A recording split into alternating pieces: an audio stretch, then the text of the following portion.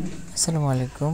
আমার শখের মুরগিগুলো আস্তে আস্তে একটা একটা করে চলে যাচ্ছে, ভালো লাগে না। কারণ আমার অনেক শখের এরা মুরগিগুলো যেমন সুন্দর দেখতে, আর এরা অনেক ভালো, অনেক ডিম দিত, অনেক বাচ্চা দিত।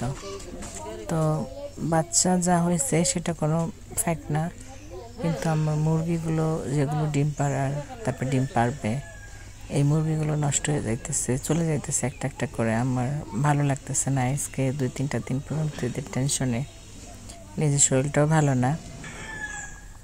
আর এই যে সমস্যা এই জায়গায়, রানীক্ষেতে সমস্যা, কিন্তু আমি তো কী বলবো, সব কিছুই ঠিকঠাক মতো ছিল। হঠাৎ কয়েকটা দিনের ভিতরে সব কিছু ওলট পালট হয়ে যাইতেছে। এই জন্য আর কিছুই ভালো লাগে না। ওষুধ খাওয়াবো, ওষুধ খাওয়াইতেছি, সব কিছু করতেছি, ধরে না। কিছুতে কোনো কিছু উন্নতি নেই, সব কিছু এরকম হয়ে যেতেছে একটার পর একটা।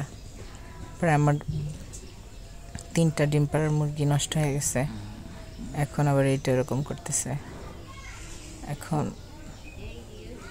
আল্লাহ জানে বাকি মুরগিগুলোর কপালে কী আছে আমার, আর তারা আদৌ টিকবে কিনা, বেঁচে থাকবে কিনা।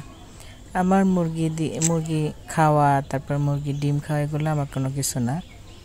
আমার জাস্ট এগুলো দেখা, এগুলোকে ভালোবাসা, আমার এইটাই মেন।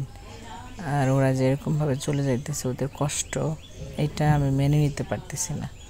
আমার খুব খারাপ লাগে এরা যে কষ্ট পায়। এই কষ্ট পাওয়াটা আমার কাছে, এটা আমি নিজের কষ্টের থেকে, আমার সমস্যা হইলে, আমার রোগ হইলে, আমার কষ্টের থেকে এই কষ্ট আমার কাছে বেশি কষ্ট লাগে।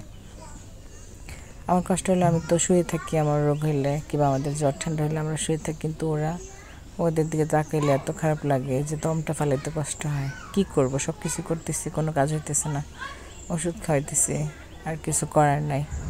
আজকে কয়টা দিন পর্যন্ত একটু ভালো লাগে না, কি বলবো আর ভালো।